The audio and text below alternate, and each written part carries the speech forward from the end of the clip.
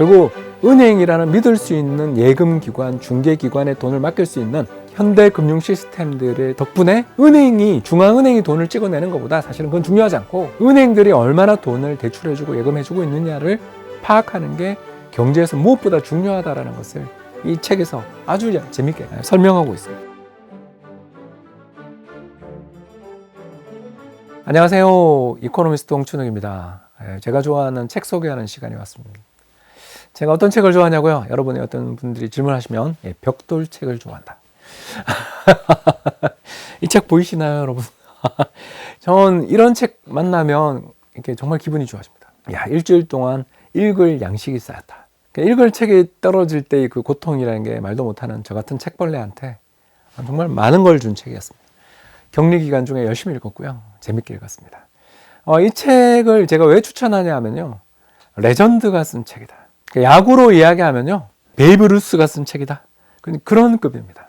저는 책 저자가 좋은 분들이 참 많지만 이런 분들이 책을 써야 된다고 생각합니다. 책의 저자가 누구냐고요?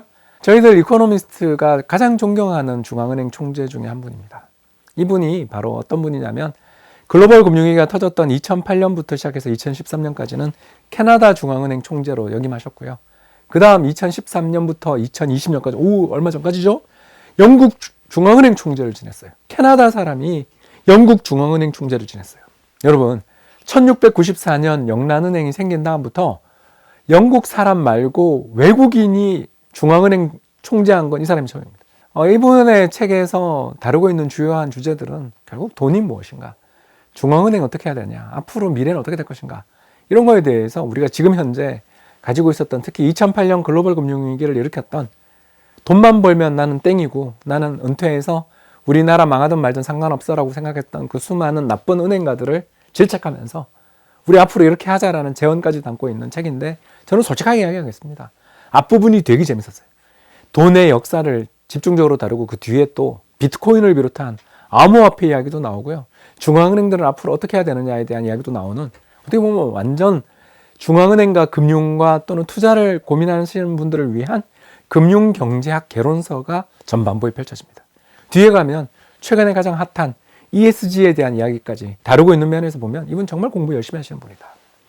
감히 이렇게 말씀을 드릴 수가 있는데요. 자, 이렇게 말하면 재미없으니까 책의 일부를 한번 풀어보겠습니다.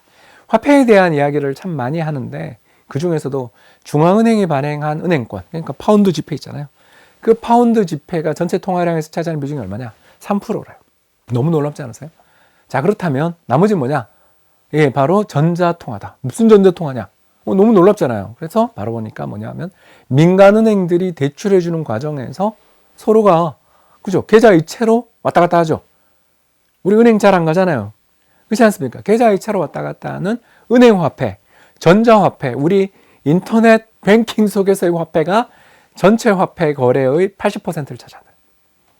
이런 이야기를 합니다. 즉 이미 우리 세상은 디지털화가 됐다라는 거죠. 자, 그러면 전자화폐, 은행이 발행하는 전자화폐, 이게 뭐냐? 바로 돈의 순환을 설명해 주십니다. 먼저 어떤 은행 A에 10억 원의 돈이 예금됐다 가정해보자는 거죠. 10억 원의 돈이 예금이 됐는데 그 돈을 예금을 받은 다음에 이 돈 중에서 한 10%는 만일을 대비해서 남겨두고 9억 원을 대출해 준다면, 그죠?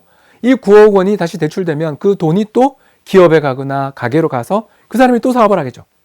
그 과정에서 사람들이 어떻게 되죠? 소비와 투자를 불러일으키고 그 기업들이 다시 다른 거래를 하는 과정에서 자금의 이체가 거래 상대방에 이체되겠죠. 그게 다시 9억 원의 예금으로 은행에 다시 돌아오는 거죠. 예를 들어서 우리가 이 회사로부터 은행에서 9억 원의 대출을 받아서 사업을 일으킨 회사에 고용됐다면 제가 월급을 은행으로 받겠죠. 또 이 회사랑 거래를 하고 있는 중소기업 부품회사라면 제가 또 그 회사에게 부품 대금을 받겠죠. 이런 식으로 다시 은행에 돈이 들어오는 거죠. 이런 식으로 계속적으로 금융에서는 돈이 돌아오게 됩니다. 결국 이런 과정을 거쳐서 10억 원의 예금은 대출의 과정을 거쳐서 경제 전체에 새로운 돈 얼마를 공급하냐 하면 100억 원을 공급합니다, 여러분. 이게 바로 뭐다? 은행화폐, 전자화폐라는 것입니다.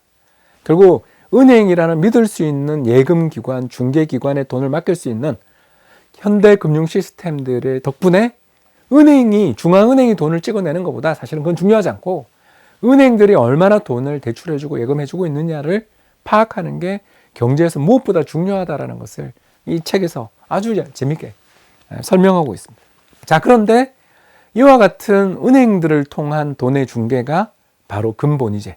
뭐냐면 화폐를 발행할 때마다 그 화폐에 해당되는 금을 정부가 가지고 있어야 되는 제도죠. 이게 금본위제를 파기한다고 합니다. 현재 5,500톤이나 되는 금이 잉글랜드 은행 금고에 보관돼 있다. 예, 맨날 영화에서 털리죠. 이 얼마나 무용한 일인가. 남아공의 깊은 땅 속에서 금의 광석을 채취하고 이 광석을 재련한 다음에 선적돼서 잉글랜드 중앙은행을 찾아와서 다시 금고에 들어간다. 이게 뭐 하는 짓이냐. 영란은행에 이렇게 많은 금이 들어가 있는 이유는 금본위제의 전통이다. 언제든지 지폐를 금과 교환해주는 그런 약속이 없으면 사람들은 지폐를 쓰지 않았기 때문에 만들어진 고육지책이었다는 거죠.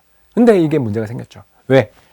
중앙은행만 은행이었을 땐 상관이 없었는데 시중은행들이 아까 뭐 했죠? 예, 대출을 해줬잖아요. 금본위제는 은행의 시스템과 불화를 일으켰죠. 예금이 5배 늘어날 때 사람들이 이제 돈을 많이 벌어서 경제가 성장하잖아요. 그러면 예금이 5배 늘어날 때 금의 보유고는 3배밖에 늘어나지 않았다. 왜 그렇죠? 이 금광석을 클 수 있는 데가 제약돼 있으니까. 은행에 예금이 들어가게 되면 그로 인해 가지고 더 많은 예금들을 만들어내면서 10배 이상 은행 화폐가 늘어난다고 제가 아까 이야기했잖아요. 근데 그만큼 금을 조달할 수가 있는가? 이 불일치 문제들이 심각해졌다는 거죠. 결국 금본위제는 언제든지 붕괴될 수 있었는데 그게 바로 세계 1차 대전으로 붕괴된 거죠. 그러면 지금의 화폐제도는 금에 의해서 보증되지 않고 뭐죠? 중앙은행에 대한 신뢰로 중앙은행의 권위로 지급 보증된다고 볼 수 있습니다. 아, 재밌죠. 그런데 이제 질문을 할 수밖에 없습니다. 중앙은행의 권위가 중앙은행이 믿을 수 없는 존재라고 생각되는 시기가 올 때는 화폐 시스템은 어떻게 될까요? 네, 이 무서운 질문을 스스로에게 던집니다. 아, 정말 대가죠. 예, 바로 커니 총재가 이 질문을 던지게 됩니다. 이에 대한 답은 다음 시간에 다시 말씀드릴 것을 약속드리며 금융의 역사에 대해서 은행이 뭐 하는 건지 지폐가 무엇인 건지 화폐가 뭔지에 대해서 고민하시는 분들에게 무엇보다 좋은 선물이 되지 않을까 생각합니다.